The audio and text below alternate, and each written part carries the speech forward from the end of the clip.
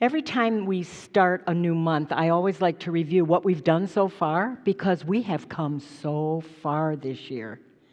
We started off with the power of love. We went to the power of wisdom, the power of will, and we spend a month on each one of these, don't we? And then the power of order, strength.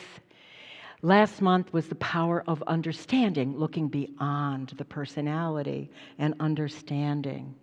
And now we're into the power of life, life itself. So I want to start right out of the gate by quoting Charles Fillmore, the co-founder of Unity. He says, the first step in the realization of life is always to know that God is life, abundant, omnipresent, eternal. And the second step is to make a positive connection with God, life, by declaring oneness with it. And just to make it clear, Jesus said in John 10:10, I have come that you may have life, and that you may have it more abundantly. What more could we ask for? All of life is energy. It's a rhythm. It's a whole rhythm that goes on. The rhythm of energy, the beautiful flow of God's life, God's presence, God's love fills us with abundance. Our job is to recognize it. It's here. Our job is to recognize it and to keep up with the flow of that. But what happens? What happens to us? We get triggered. And when we do, we block the energy flow. And it cuts off from us from recognizing our good and knowing who we really are. What is our purpose? The more blocked the energy is, the more we suffer in body, mind, and spirit. And just to give you an example of how much we can block it, Andrew has a slide that he's going to share with us right now. Yeah, the Hoover Dam. We get blocked like the Hoover Dam when we allow ourselves to be blocked. We actually allow it. We block the flow of life's energy. Look, is it still up there? Is it gone? Can you put it back up? I really want you to see how much you can block your life's energy and flow, just like the Colorado River. Now, we know that Hoover Dam does a lot of good, but for the purpose of today, I want you to see how we can do this to ourselves. Do you see that? That's incredible. But our natural state is to have energy. Our natural state is to have our own river flowing through us, throughout our body, bathing us with the energy of God's light and love in our minds, in our spirit. We're made of energy. Everything is energy. But like the Colorado River, we can get blocked by the dam of our thoughts. And we experience those energy flows stopping. And when that happens, a lot of times we don't feel respected, so it gets blocked. My mommy didn't hug me enough when I was a baby. I'm blocked. I didn't get the job I really wanted. I'm blocked. Nobody's respecting me right now. I'm blocked. We can block ourselves for a million things, can't we? Yeah. And when we do that, we lose our energy, we lose our enthusiasm, and we lose proper introspection. We can go so deep as to say, I don't have any money, I don't make enough money, I don't know how I'm going to do it. I mean, we can really dig a negative groove, can't we, in our minds? We can do that very easily. Jesus, our way shower, mastered that highest level of consciousness and demonstrated over and over to us that we don't have to have blockages. We choose to have those and keep those if we want to. We can let them pass through us.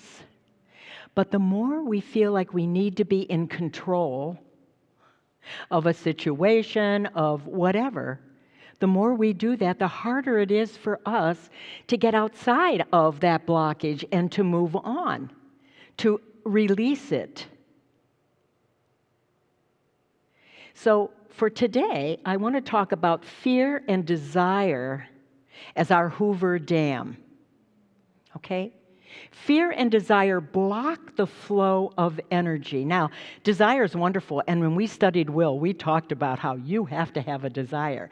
The desire I'm talking about is kind of a trap to get us to go around that blockage so that we don't feel it.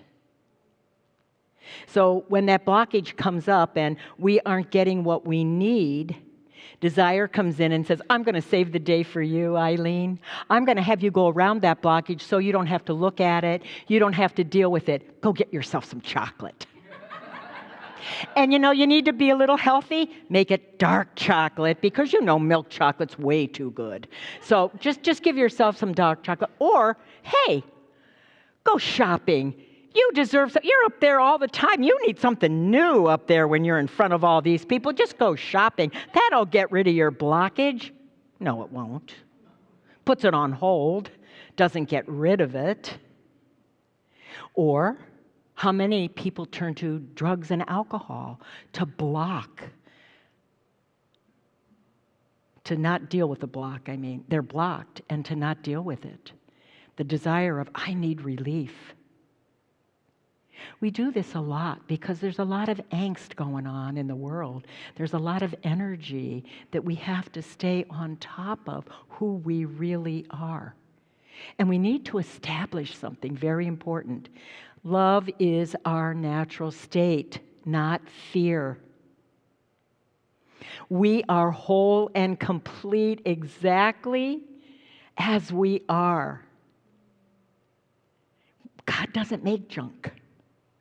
Remember that from the 70s, or was it the 60s? God does not make junk. But until we realize it, fear and the desire to get rid of the fear will keep the blockage active. And what it does is it distracts us from who we really are, which is love. We have to learn to become our own best friend instead of our own worst enemy. It's hard at times. It really is. But is fear needed in our lives? Yeah, healthy fear is. There's a bear coming at you. I think you better move. I don't think you should stay there. We're, healthy fear. But what we're talking about is unhealthy desire. And that we go round and round in our lives, not looking at that goodness that's within us. Why do we do that? I talked about a little bit last week when I shared with you about my father and not feeling good enough and feeling stupid and all of that. It gets set up at some point in our life, and then, boom, when something comes up we don't like, we're blocked. We're blocked. Why? Because we think we're not okay. We think we are not okay. Why? Because we're looking outside for the answer. The shopping spree, the chocolate. We're looking outside for the answer. I don't feel good about myself. I don't like what Reverend Eileen said. I think I'm just going to be so upset with her right now. And that's going to make her, good old Reverend Eileen, whatever it is, I don't know what she did. She has no idea. But somebody is out there saying, I don't feel good because of something. Hey, that's desire. Block the feeling and go to, I've got to do something different about it. We spend so much time thinking something is happening to us instead of realizing everything is happening for us, so that we can look at whatever it is that holds us back from our good, holds us back from knowing that we are nothing but love. It takes a lifetime, or it doesn't. But things are always going to come up, and guess what?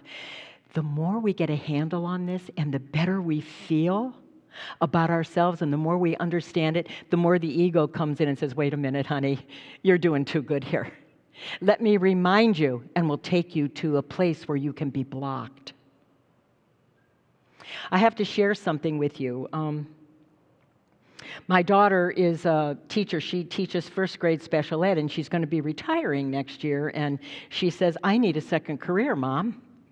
So I decided I'm going to become a health and life coach. I said, oh, that's great, Christine. So she puts her money down, and she has started her classes already. And she wanted to know what I was going to be talking about this week. And I said, blockages. She knew right what I meant. She says, you know what, Mom? I'm going to send you something to share with your community. And I go, wait a minute. My son Paul sent me something 3 weeks ago. Now you're sending me something because they care about this community. It's interesting, all the way in New Jersey. Here's what she sent me. Your brain is always searching for proof of what you tell it.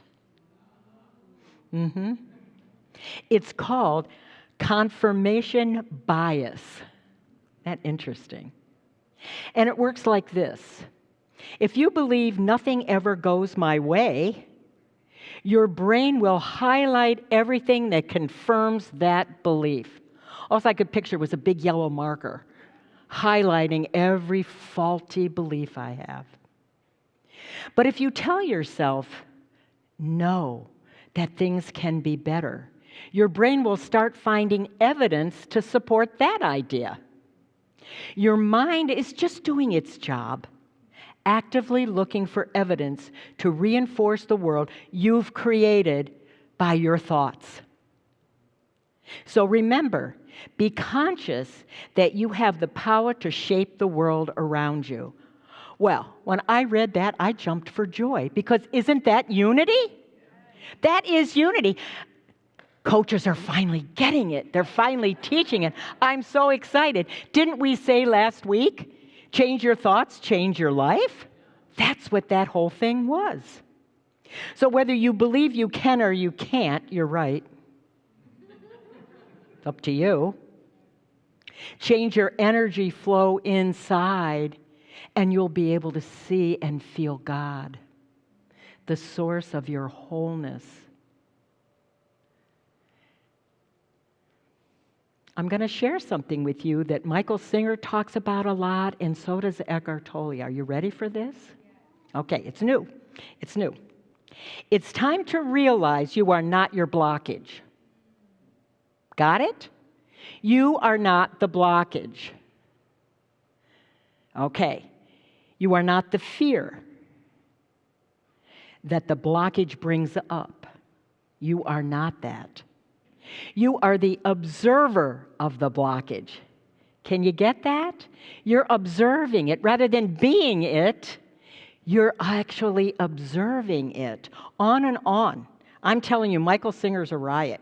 He says, I don't know why you get all upset. You're only the observer. You know? You are only the observer. That makes a difference, doesn't it? Because that's not who you are. I have a slide for Andrew to put up right now that I'm going to read, and then I want all of us to read it together. I'm letting the blockage go. I pushed it deep down in my soul for too long. I'm letting the energy flow. I am bringing on the wonder of life. Let's say this together with what, David? Gusto. Gusto. Okay. Ready? I'm letting the blockage go. I pushed it down in my soul for too long. I'm letting the energy flow. I am bringing on the wonder of life.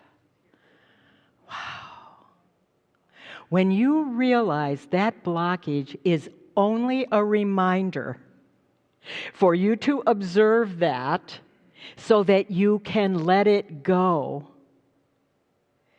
then you are going to be in the rhythm of life.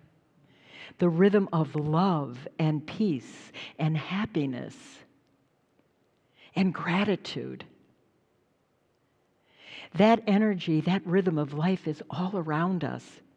And that's what Jesus meant when he said, I come to bring you life more abundantly. Don't you get it? I'm your way shower. You read the New Testament, and it is full of all the things that Jesus was up against, but wasn't, because he had a consciousness that allowed him to see and to let things pass through. And he came to teach us that. I have one more slide. I'm a slide freak this week, aren't I? This is Charles Fillmore wrote in his book, Jesus Christ Heals, this. When we are not manifesting life energy, it's because our thoughts and our conversations are not in accord with the life idea. Every time we think life, speak life, rejoice in life, we are setting free and bringing into expression in ourselves more and more the energy of the idea of life. I kind of redid that. Okay. The rhythm of life, the motion of life is within us and all around us. Think about your heart. You don't have to think about that rhythm. It's beating for you. Beating love throughout your body, isn't it? Every part of your body is being fed by a heart that takes good care of you. Do we ever think about that in gratitude? That we don't have to think about anything. Our body just works for us. You know, I think about this. It's so interesting. You know, the bricks outside here all around. Little weeds come up, you know. And I think to myself, how much did they want to stop the blockage? How much did they want to stop the blockage of the bricks so that they could come up and feel the energy? And if you try to pull one of them, oh no, you can't do that. They don't want to give that up. I mean, when I see them, it is a reminder to me of how we are equipped to handle the blockages in our lives by just pushing through them, letting them go, and enjoying the energy. You know, people come on these grounds and they are sacred. There's no doubt about it. And for the first time, they'll say, I can't get over the energy here. There's such a wonderful energy. And every time we come on, if we're thinking about it, we feel it, don't we? We feel that energy of God's love and light with everything around us. All of these trees and plantings giving us the energy of life. No wonder we want to be here. No wonder we want to be on these grounds and can be on these grounds anytime we want. There is a beautiful energy all around us. And when your blockages come up and you can't handle them and you want to eat chocolate, you can eat chocolate if you want to. But remember, be grateful there is chocolate. Go into gratitude. Go into gratitude, because I can tell you that fear and gratitude, or a blockage and a gratitude, do not coexist. It's one or the other. So anytime you go into gratitude, it's a wonderful thing. You don't have to change the thought if you don't want to. Come up with a new one. A new thought of who you really are. You know, one of the things I heard this past week was somebody said, every time I wake up in the morning, I have two things to be grateful for. My eyes. My eyesight. I can see the room I'm in. I have a blank slate in front of me. I can create whatever I want, and when the blockage comes up, I'll remember to be in gratitude. Please remember this week that you are love, and the only thing that exists is love. We bring on the fear. We bring it on. You are whole and complete. Your spirit is divine. It's not conditional, it's unconditional wholeness. We all have it. Wholeness is spiritual reality. It's a truth principle, and at the heart of the vitalizing energy force that we call life. So I invite you this week to keep your river of life, that river within you, moving and in motion all week long. I know you'll have a great week if you do that. And so it is. Amen.